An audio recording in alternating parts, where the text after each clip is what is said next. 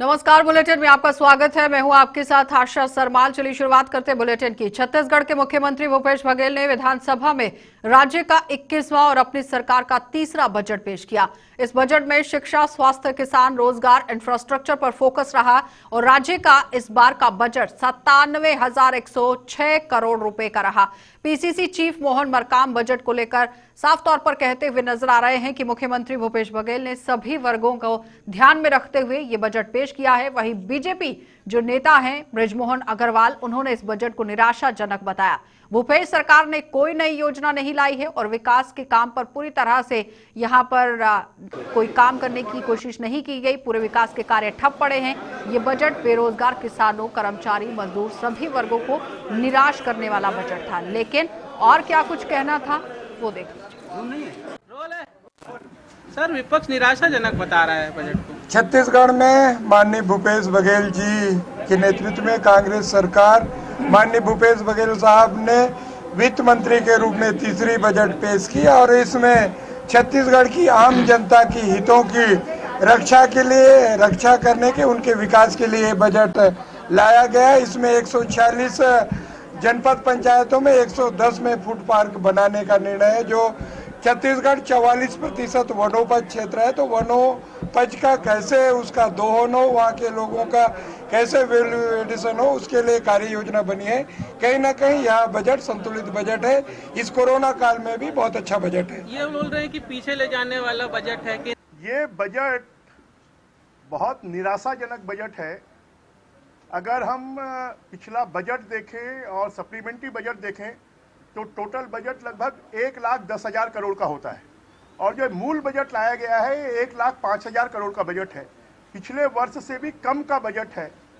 इस बजट में कहीं पर भी ये नहीं बताया गया है कि किस विभाग को कितना पैसा बढ़ाया गया है, किस विभाग का कितना पैसा कम किया गया है। कोई नई योजनाएं, नए विकास के काम, नई अधोसंरचना के काम, किसी भी प्रकार की इसकी व्यवस्था नहीं है। ये बजट किसान, मजदूर, महिला, युवा, बेरोजगार, शासकीय कर्मचारी सभी वर्गों को निराश करने वाला बजट है। अगर एक लाइन में हम कहें तो थोथा चना बाजे घना। ये खाली मुख्यमंत्री जी ने बजट में आप देखेंगे कि कहीं पर भी कोई एप्रिसिएशन नहीं है। और एक बात कर दी कि तो भारतीय जनता पार्टी के राष्ट्रीय उपाध्यक्ष व पूर्व मुख्यमंत्री डॉक्टर रमन सिंह ने कहा कि भूपेश सरकार के बजट में कहीं भी छत्तीसगढ़ को नई दिशा देने वाला कोई प्रावधान नहीं दिखाई दिया।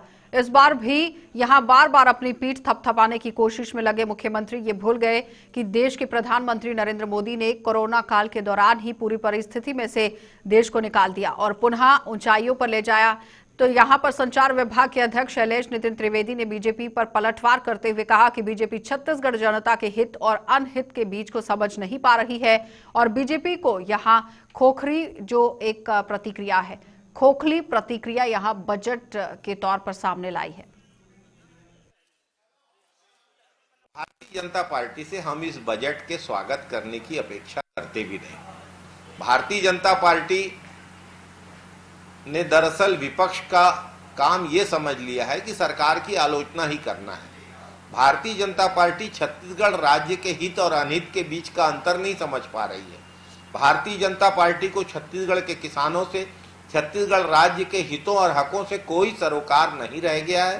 भारतीय जनता पार्टी की इस प्रकार की खोखली प्रतिक्रियाओं से बजट खोखला नहीं होने वाला। सरकार की संकुचित आर्थिक दृष्टि दिखता है।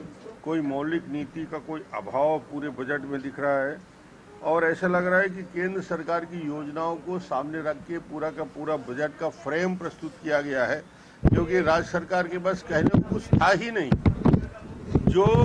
मैं लगता है कि जब घोषणा पत्र आपने बनाया और ये तीसरी साल का बजट है, तीसरी बार प्रस्तुत हो रहा है, मगर उस तीसरी साल के बजट में घोषणा पत्र को क्या पढ़ना बंद कर दिया है मुख्यमंत्री ने। घोषणा पत्र के क्रियान्वयन चीफ सेक्रेटरी को ने बंद कर दिया है। ना 2 साल के किसानों के बोनस की बात है, ना नवयुवकों के लिए 2,500 रुपये देने की बात है, ना डेवलपमेंट की बात है। मैं पूरे बजट को देख रहा था, किसान, युवा, महिला, कर्मचारियों के साथ बजट में एक प्रकार से मजाक है। 17% की जो राशि पूंजीगत व्यय में खर्च होती थी वो घटते घटते 14% की राशि पूंजीगत व्यय में आ गया है। पहली बार ऐसा देख रहे हैं कि बजट का साइज कम हो रहा है। मुख्यमंत्री भूपेश बघेल ने पत्रकारों को आकस्मिक मृत्यु की सहायता राशि 2 लाख से बढ़ाकर 5 लाख तक कर दी है और संचार विभाग के अध्यक्ष शैलेश नितिन त्रिवेदी ने मुख्यमंत्री के इस फैसले का स्वागत किया। गांवों पर आधारित अर्थव्यवस्था का प्रदेश और छत्तीसगढ़ राज्य के बजट में गांवों के लिए सर्वाधिक प्रावधान, किसानों और मजदूरों के हित में प्रावधान, पत्रकारों के लिए दुर्घटना में जो 5 लाख रुपए की सहायता का प्रावधान उनके परिवारजनों के लिए किया गया, इसका भी हम स्वागत करते हैं। कोरोना काल के बावजूद मुख्यमंत्री भूपेश बघेल जी ने बहुत अच्छा बजट प्रस्तुत किया है। इस बजट में कोई नया कर नहीं लगाया गया है और वर्तमान लाभ को, सुविधाओं को जारी रखते हुए उन्हें बढ़ाने का काम मुख्यमंत्री भूपेश बघेल की सरकार ने किया है। तो छत्तीसगढ़ की कैबिनेट मंत्री कवासी लखमा ने बजट पर अपनी प्रतिक्रिया दी। उन्होंने कहा कि केंद्र सरकार के मिलने वाले रेवेन्यू में 3% कटौती करने पर बढ़िया बजट है और इसके लिए मुख्यमंत्री भूपेश बघेल को बधाई देता हूं।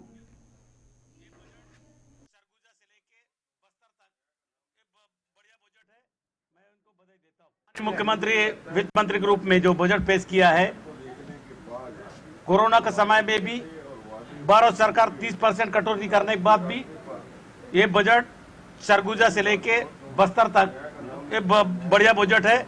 मैं उनको बधाई देता हूँ। माननीय मुख्यमंत्री वित्त मंत्री के रूप में जो बजट पेश किया है। तो नेता प्रतिपक्ष धर्मलाल कौशिक ने राज्य की भूपेश सरकार को घेरते हुए कहा कि पहली बार बजट का आकार छोटा हुआ है। हमेशा से बजट में वृद्धि होती आ रही है, मगर इस बार आकार बिल्कुल छोटा रहा। तो ये दुर्भाग्य की स्थिति है कि बजट का छोटा होना। और विपक्ष के इन आरोपों का जवाब देते हुए संसदीय कार्य मंत्री रविंद्र चौबे ने कहा कि इसका जिम्मेदार और कोई नहीं, केंद्र सरकार है। लगभग 18 से 19 हजार करोड़ संसाधनों के रूप में मिलने वाली राशि का यहाँ पर जो सामान है वो लूट लिया गया है। तो कोरोना के चलते राज्य के रेवेन्यू जरूर प्रभावित हुए हैं, मगर हमारे सारे क्षेत्रों को ध्यान में रखकर बजट पेश किया गया।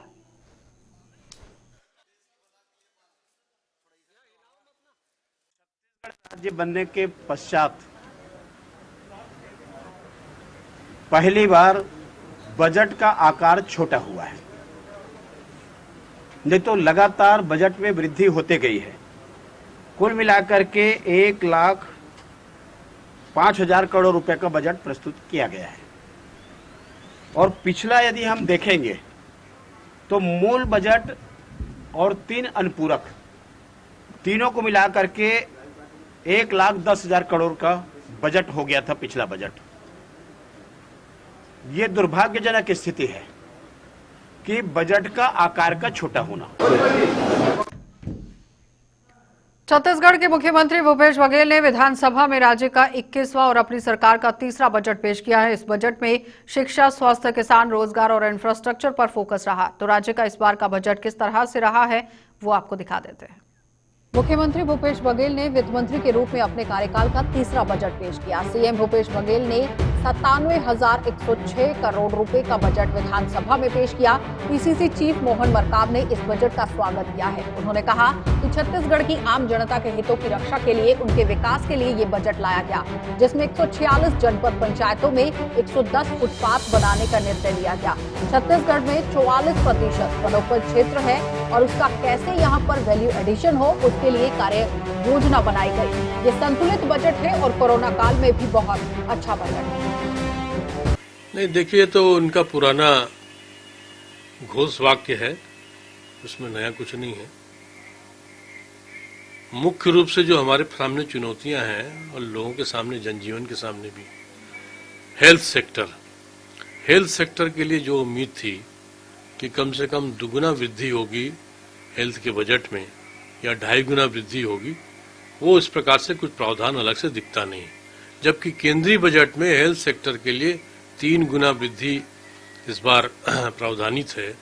और इसके चलते जब कोरोना काल खंड खत्म नहीं हुआ है तो आम आदमी को बेहतर स्वास्थ्य सुविधा, ग्रामीण क्षेत्रों में स्वास्थ्य सेवाओं का विस्तार, अस्पतालों की स्थिति में सुधार, डॉक्टर, नर्स और दूसरे हॉस्पिटल स्टाफ की भर्ती, इन सब विषयों पर ये बजट पूरी तरीके से मौन है।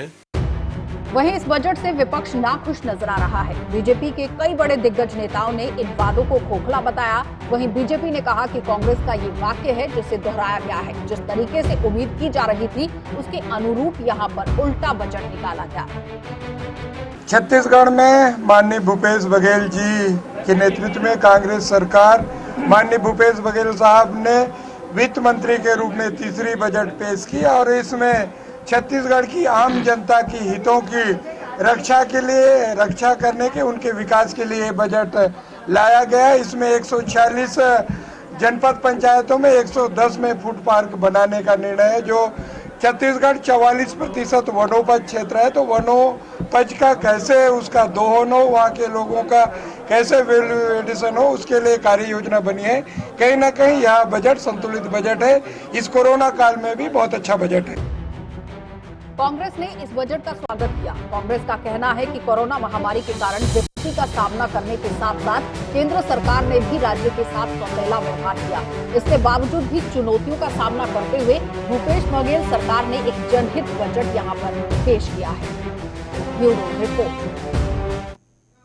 जांजगीर चांपा जिले में नो एंट्री के दौरान वाहनों का शहर में प्रवेश को लेकर प्रतिबंध लगाया गया है, लेकिन ये केवल आश्वासन से ज्यादा कुछ और नहीं किया जा सकता। इसके पूर्व हम जांजगीर चांपा जिले के चांपा शहर के अंदर से होकर राष्ट्रीय राजमार्गों में चलने वाले भारी वाहनों के द्वारा नो एंट्री कानून का उल्लंघन मामले को लेकर एडिशनल एसपी संजय महादेव एवं यातायात विभाग के डीएसपी परिहार जिनके साथ भी यहां पर संज्ञान वो ले चुके हैं, बातचीत करने की कोशिश की गई। इसके बाद भी स्थिति जस की तस बनी हुई है और नो एंट्री के दौरान भारी भरकम वाहन साक्षात मौत बनकर प्रमुख मार्गों से गुजरते हुए नजर आ रहे हैं। तो ट्रैफिक पुलिस को चाहिए इस पर संज्ञान लिया जाए। रात्रि 9 बजे तक नो एंट्री लागू है। इस दरमियान अगर भारी वाहन शहर के अंदर से गुजरता है तो दुर्घटना की संभावना रहती है। आए दिन देखने में आया है कि कैप्सूल गाड़ी, हाईवा, टेलर आदि नो एंट्री के समय भी नगर में प्रवेश दिया जा रहा है, जो गलत है। उसके हम रोक करने की मांग करते हैं और कल ही मैं इस संबंध में एसपी मैडम को पत्र लिखता हूं और उनको अनुरोध करता हूं कि शहर के अंदर भारी वाहन प्रवेश को कड़ाई से पालन। जिनको आपने कभी अपनी आजीविका के लिए ट्रेन पर लोगों के सामने ताली बजाकर हाथ फैलाते हुए देखा होगा, तो आपकी खुशियों पर नाचते गाते हुए देखा होगा। अब वही जो तृतीय लिंग समुदाय के लोग अपनी सेवा छत्तीसगढ़ पुलिस में देंगे। तो छत्तीसगढ़ पुलिस विभाग के द्वारा तृतीय लिंग का जो कॉलम देने के लिए और इसी के कारण तृतीय लिंग के अभ्यर्थियों ने भर्ती पत्र दाखिल करने के बाद कड़ी मेहनत और लगन से पुलिस को बौद्धिक और शारीरिक परीक्षा पास की। नमस्कार, मेरा नाम विद्या राजपूत है और मैं तृतीय लिंग कल्याण बोर्ड छत्तीसगढ़ शासन की सदस्य हूं। और आज हम सब लोग के लिए बहुत खुशी का दिन है, बहुत गर्व का दिन है।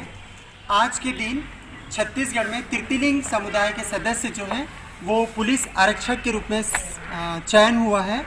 और मैं छत्तीसगढ़ सरकार को, गृह विभाग को और समाज कल्याण विभाग को दिल से धन्यवाद करती हूँ। साथ ही साथ जो अलग अलग जिलों में एसपी सर की अध्यक्षता में आरआई सर और जो ट्रेनर भाई बहनें हैं, उन लोगों ने हमारे समुदाय के लोगों का शारीरिक परीक्षा के लिए और बौद्धिक परीक्षा के लिए सहयोग किया। इसके लिए भी मैं उन सभी लोग का दिल से धन्यवाद करती हूँ। मुझे ऐसा लगता है कि एक नया युग आएगा जहाँ पे आप किन्नरों को वर्दी में देखेंगे, जहाँ पे हमारे समाज के लोग जो हैं वो आम लोगों को सुरक्षा प्रदान करेंगे। बुलेटिन में इतना ही, इजाजत दीजिए, नमस्कार।